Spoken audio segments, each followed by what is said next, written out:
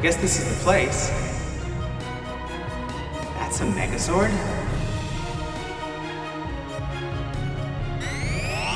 My dragon sword is glowing. Ah!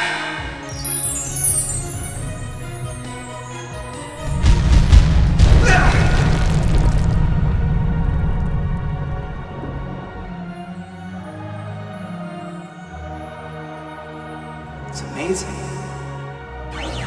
Here I go. Gosei Ultimate, power up! Lift off!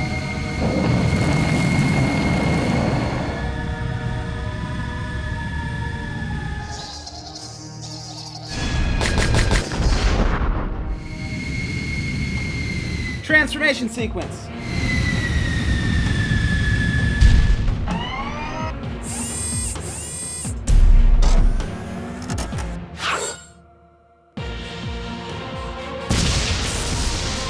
Deluxe Gosei Ultimate Megazord, ready!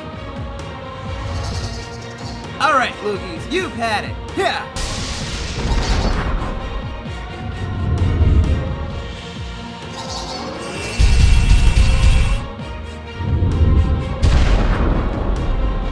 That's a mega win!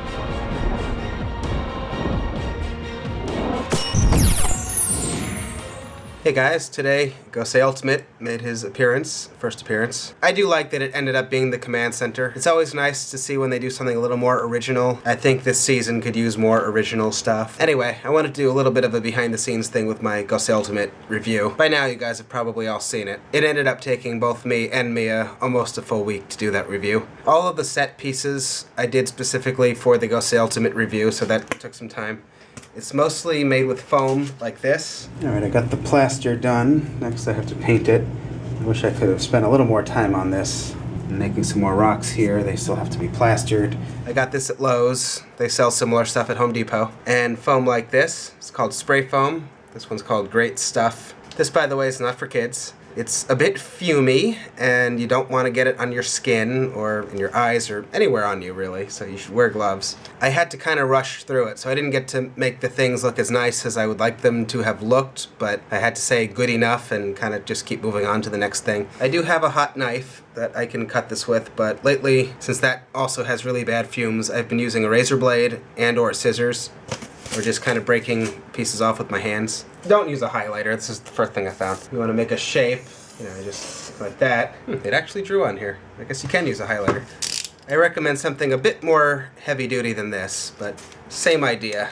Like that, even with the little thing, and then that allows you to break it cleanly. One thing that really attracted me to Power Rangers was all of the physical effects that they would do. So, like, even when we're doing stuff in the computer with light rays, lens flares, that kind of stuff, I still like to try to have some physical light as well. When we did the light rays coming down on me, I also had a yellow neon light on me as well, so it wasn't just computer light effects.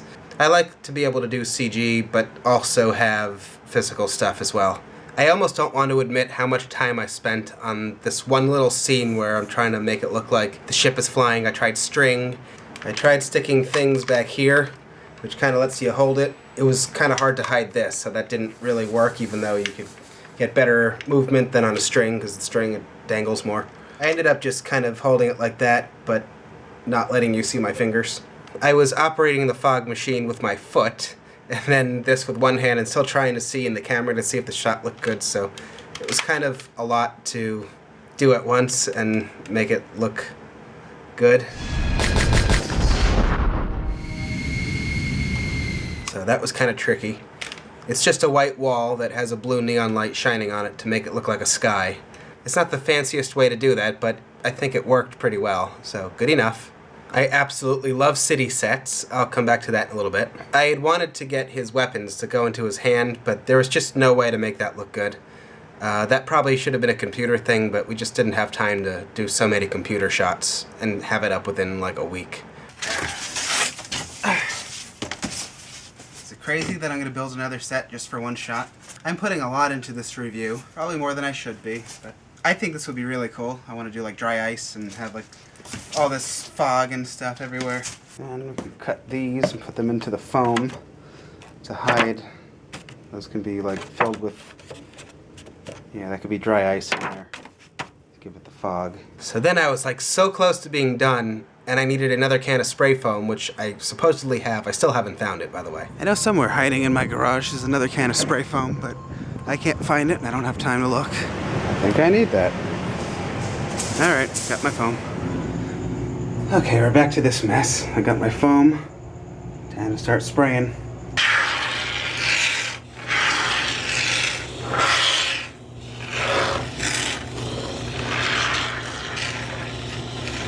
Alright, now this can dry. I don't have time to plaster this. This one is plastered.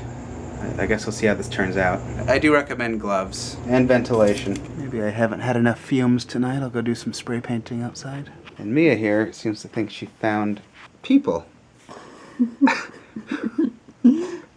Getting them? I think so. Yeah, they're people. They're blob people. I guess that looks a little better. I'm really rushing this. And then, of course, I had to go get dry ice. So that was another trip, because you only have so much time before it evaporates. You can't put it in your freezer. You have about an hour to use it. Dry ice is not for kids either. If you touch it, you'll burn your hand, even though it's ice. All right, I've got my cooler, but it's hot from the car. I need dry ice, so I'm cooling it in the freezer with ice cubes before I get the dry ice. One more shot, and then I'm done with the review. I love dry ice. What do you guys think of my set? Isn't this fantastic? I think I spent about 2 full days on that set, and it was only on screen for about 4 seconds. But I think it looked cool, so I say worth it. So generally, plaster cloth would have gone over the blob people, and then I would have put rock molds on top of that and painted it and done some other detailing to it, but I ended up just spraying the foam, and then I went outside and I spray painted it with, I think, a black and a silver paint, and then I took a stone textured spray paint and did another coat over that. Mia modeled the cockpit in a 3D modeling program. I was on a green screen for that. I bought the cockpit controls at a Goodwill store when we were in Oregon, actually. This is what we used for the cave, for the interior. It's just foam. So Mia's designing that now. It's the same piece, but a few different times to give it like different layers. Well, I guess this is the place. I love model trains. I love models in general, so that's, again, part of why I love Power Rangers. So for my city stuff and my scenery, I get a lot of that stuff from Train Shack in Burbank, California. And if you guys don't live in that area, then you want to search for a hobby store that sells stuff like model trains. So I get my buildings there. I get the grass and the green fluffy stuff for mountains. They've got trees, the plaster cloth that I use for the rocks, as well as the rock molds. They've got stuff that looks like water. They have lots of trains. They probably have just about every scale you can imagine. And they have some working layouts, including LGB that runs along the ceiling. And they've got a really cool big Lionel set. Doesn't have any Megazords on it, but maybe I can talk to them about that. Clearly, this needs some Megazords. So speaking of model trains and trains, by now I'm sure you guys have all heard that the next Super Sentai series is most likely going to be train-themed. I think I'm excited. Hopefully they'll do something really cool with that. Love trains. So far, they've had, I think, 3 missed opportunities with making a model train set that actually runs, like a Lionel or an HO scale, or even G scale, for Super Train Megazord, for Solar Streak Megazord, for Paleomax Megazord. Probably the first 2 would be better uses for the electric train sets, but I think that would be really, really cool. I actually have seen a battery-operated Solar Streak that was sold in Japan, like a small set, which I would love to get, but I can never find it now. Anyway, in the event that that was helpful, I thought I'd do another Gosei Ultimate video since it premiered today. You guys can tell me your thoughts of the episode. I'm kind of hoping that Megaforce is saving their budget for Super Megaforce, because, I don't know, I think the bad guys need to stop spending so much time telling us their plan and just do. Like right now I'm watching Lost Galaxy on DVD. I watch a couple episodes before bed. Yes, I've had the set since they came out, but I'm just getting to it now, so. The villains are just, they used to be so interesting. I don't know what happened. The bad guys have motivation, stories.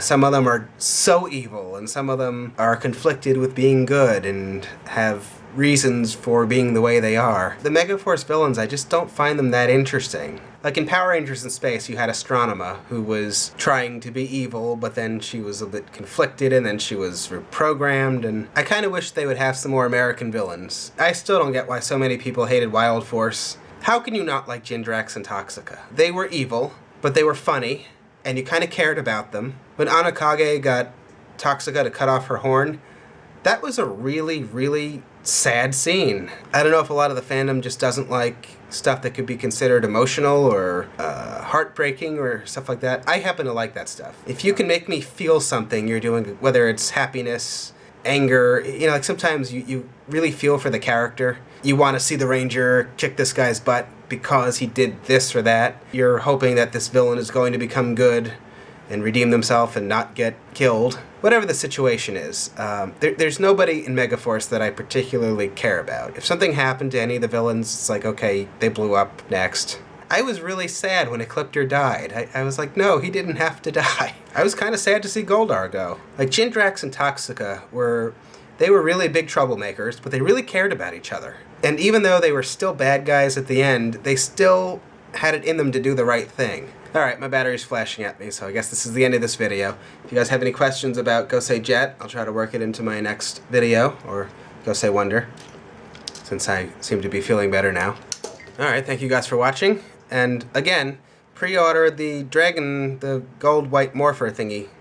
Legacy, you know what I mean. It's in my description. It was in the last one, but nobody saw it. It's still there. Don't forget to look in my description, or you'll miss good things. I usually put stuff down there. Link in the description below. Pre-order your Tommy Morpher, coming out soon. Alright, thank you guys for watching. Good night.